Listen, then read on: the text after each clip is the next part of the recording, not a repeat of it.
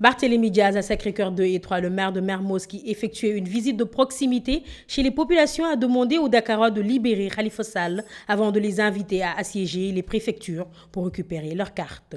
Vision économique du chef de l'État, Alioune Sarr, rectifie Idrissa Seck qu'il a limité uniquement à Dakar. Le ministre du Commerce inaugurait des magasins témoins afin de commercialiser le Made in Sénégal. Un mort et une dizaine de blessés, c'est le bilan de l'accident qui a secoué la campagne de Amsatou Sow Sidibé, une caravane finalement suspendue.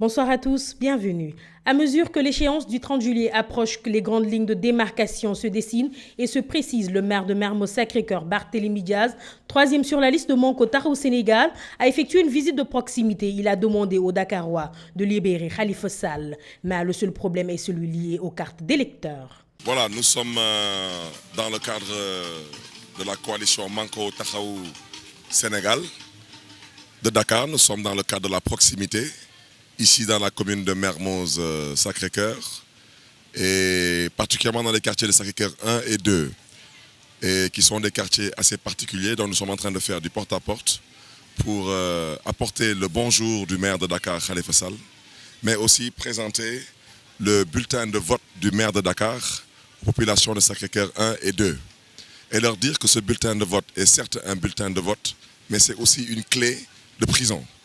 Parce que Khalifa Sall est en prison, mais en mettant Khalifa Sall en prison, on cherche à humilier le peuple de Dakar, on cherche à emprisonner le peuple de Dakar.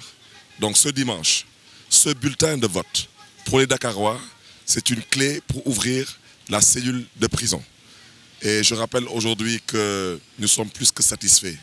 Nous rendons grâce à Dieu parce que partout où nous passons, nous sentons des populations qui sont sensibles à l'injustice qui s'est abattu sur le maire de Dakar, Khalifa Sall.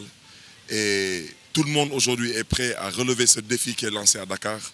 Et partout où on passe, la seule problématique que nous rencontrons, c'est une problématique qui est liée aux cartes d'électeurs. C'est la raison pour laquelle nous lançons encore un appel au pouvoir.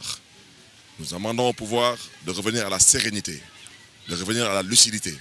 Parce que nous comptons voter et nous comptons voter par tous les moyens. La vision économique de Macky Sall s'arrête à Diamniadio. Ainsi parlait la tête de liste départementale de la coalition Manko Taxawu Sénégal de Thiès. Mais de l'avis d'Alioune Sarr, cette perception est erronée. Le président de la République a lancé le PSE pour transformer structurellement l'économie nationale. Il a fait cette mise au point ce dimanche en marge du lancement par ses services de 9 magasins témoins dans la ville de Thiès. C'est une perception erronée. Je pense que quand le président de la République, Macky Sall, lance le plan Sénégal émergent. Plan Sénégal émergent qui vise à transformer structurellement notre économie. C'est ce que nous sommes en train de faire. La transformation économique, c'est quoi? C'est apporter de l'innovation, de la technologie pour permettre justement à ce que les Sénégalaises et les Sénégalais puissent transformer leur quotidien. Ce que vous avez vu à Walidane aujourd'hui, ce sont des femmes qui ont pris leur destin en main, qui ont transformé leur quotidien. Des femmes oisives qui ne faisaient pas beaucoup de choses, aujourd'hui elles sont devenues des femmes qui produisent, qui créent et qui vendent.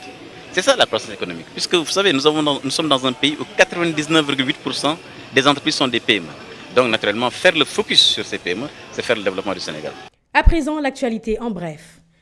Campagne électorale dramatique pour Amsatou Sow Sidibé. Sa caravane a été victime d'un accident qui a fait un mort. Un de ses gardes du corps a en effet perdu la vie. Une dizaine de blessés a aussi été enregistré. L'accident s'est produit hier aux environs de 3 h du matin à hauteur de Sibassor dans le département de Kaolack.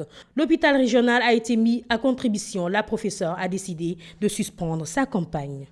Les élections législatives auront bel et bien lieu le 30 juillet 2017. Le Premier ministre est formellement interrogé à la sortie du meeting de Thiès. Boun Abdallah Dionne a apporté cette précision pour faire taire les rumeurs sur un éventuel report du scrutin du 30 juillet. Tout report de la date de l'élection est irréaliste et illusoire. Le président Macky Sall et son gouvernement respecteront toujours la loi et le calendrier républicain, a-t-il martelé. C'est pour cette raison que le chef du gouvernement a demandé aux électeurs de continuer à récupérer leurs cartes pour participer au choix des 160 députés qui composeront la 13e législature.